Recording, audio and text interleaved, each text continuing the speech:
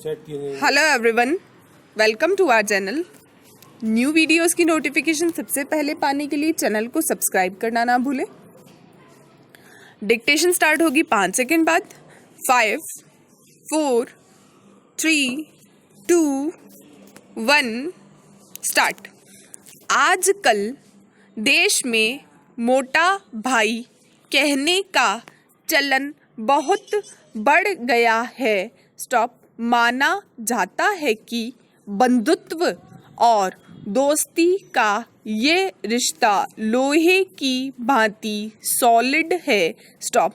पहले ये शब्द भैया कहा जाता था, कॉमा, लेकिन जब से अमर सिंह ने अमिताभ बच्चन को भैया कहने के बाद हुए अपने हादसे का दर्द बयान किया, तब से लोग भैया के बजाय मोटा भाई ही कहना ज़्यादा उचित समझते हैं। स्टॉप। गुजरात से विश्व बंधुत्व की चली ये बयार देश की आबो हवा को काफ़ी हद तक हानिकारक तत्वों से मुक्त कर रही है। पैराग्राफ। आमतौर पर मृदुभाषी, शांत और मसाले रहित शाकाहारी भोजन करने वाले गुजराती जब कुछ करते हैं तब बहुत दूर तक सोच करते हैं। स्टॉप। गांधी जी ने भी जब किया तब बहुत बाकमाल किया और दुनिया भर के हिस्से अपने अपने भाग्य पर अफसोस करते हैं कि काश हमारे पास एक गांधी होता। स्टॉप। देश में लोग मजाक में कहते हैं कि गुजरातियों को चैलेंज नहीं करना चाहिए, उनके शब्द नहीं कृति बोलती है। स्टॉप। सरदार पटेल से लेकर आज तक के 2 मोटा भाई को देख लें। पैराग्राफ।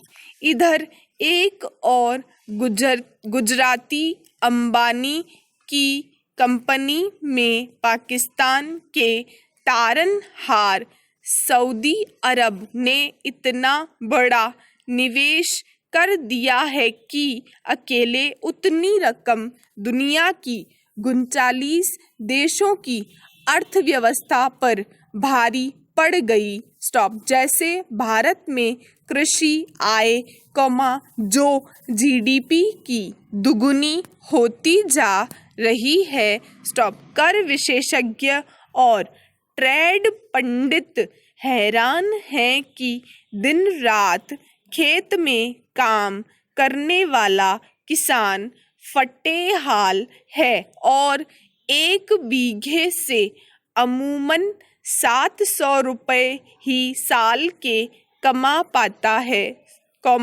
लेकिन पार्ट टाइम खेती करने वाले लोग अपने लॉन और बालकनी से लाखों कमा लेते हैं। स्टॉप। हाल ही में मीडिया में इस बात की खबरें साझा हुई कि एक बेहद कद्दावर शख्स ने अपने बालकनी में गोभी से करोड़ों रुपए कमाए हैं, जबकि अपने मुख्य हाई प्रोफाइल व्यवसाय से लाखों रुपए ही कमाए हैं। पैराग्राफ। ये किसानी का आकर्षण है ही ऐसा कि लोग कूद पड़ते हैं, जैसे अमिताभ कूद पड़े, बेचारे जेल जाते जाते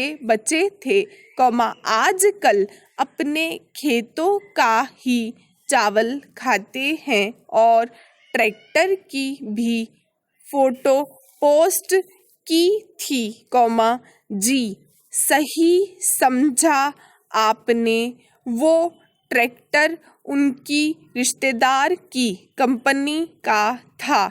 वो भी बेटी की साइड से।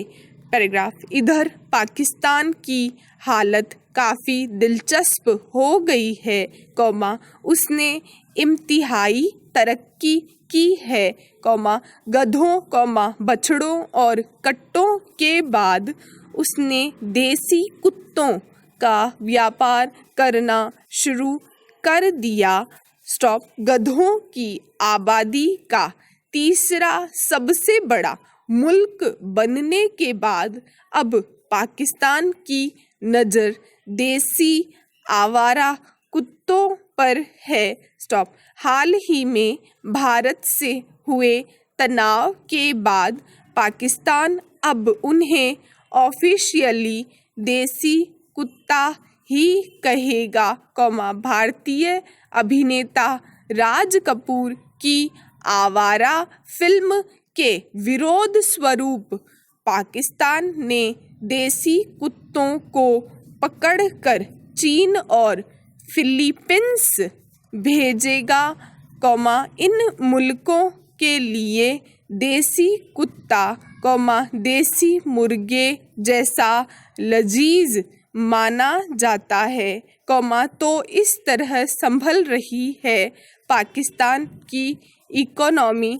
स्टॉप। उनके मिनिस्टर शेख रशीद, कॉमा जो नमाज भले ही दिन में 5 बार की मिस कर जाते हैं, कॉमा मगर भारत पर परमाणु हमले की धमकी जरूर देते हैं, कॉमा वो जैसे ही परमाणु हमले की धमकी देते हैं, कॉमा ट्विटर पर कुछ उत्साही लड़के तुरंत उन्हें सनी देओल की फिल्म का वीडियो टैग कर देते हैं कि सिर पर तिरपाल रखने की औकात नहीं, कॉमा गोलीबारी की बात करते हैं। पैराग्राफ, शेख रशीद तिरपाल का जुगाड़ करने विलायत गए थे, कॉमा वहाँ पर पाकिस्तानी मूल के लोगों ने उन पर अंडे और टमाटर फेंके, कॉमा ब्रिटेन में अंडे फेंकना, कॉमा संसदीय विरोध माना जाता है। स्टॉप। शेख रशीद इससे निहाल हो गए। स्टॉप। अंडे तो फूट चुके थे। रशीद भिखारी ये देखकर ये रो पड़ा, कॉमा मगर उसने टमाटर इकट्ठा कर लिए, कॉमा उसने कलेजे से लगाकर जोर जोर रोया और सुना है उसे वो अपने पाकिस्तान में अपने दफ्तर में नुमाइश के तौर पर रख लिए हैं और कहते हैं कि देखो इंडिया वालों, हमारे पास भी टमाटर हैं, और मुस्कुरा कर फरमाते हैं, लोग कहते हैं कि हम मुस्कुराते बहुत हैं और हम थक गए अपने दर्द छुपाते छुपाते। पैराग्राफ, पाकिस्तान की आर्थिक स्थिति इतनी ज़्यादा खराब है कि वो जेलों को बंद करने की सोच रहा है, क्योंकि जेल के कैदियों को खाना देना उसके लिए अब संभव नहीं रह गया है। स्टॉप। उधर कर्जा देने वाले मुल्क सख्ती कर रहे हैं कि आतंकवादियों को जेल में डालो, कॉमा पाकिस्तान ने एक बीच का रास्ता निकाला है कि जो जहां पर रहता है वहीं उस जगह को कानूनी रूप से जेल मान लिया है, कॉमा इसके दोहरे फायदे हैं कि बंदे को जेल भी नहीं जाना पड़ता और कर्जा मांगने वाले को बता देते हैं कि हमने आतंकवादियों को हाउस अरेस्ट कर दिया है।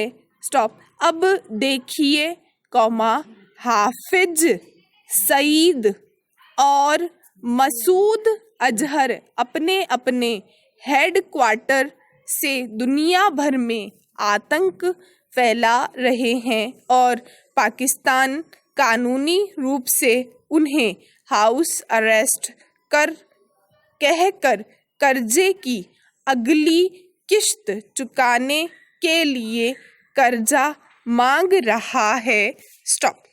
तो ये था हमारा आज का डिक्टेशन। Thanks for watching.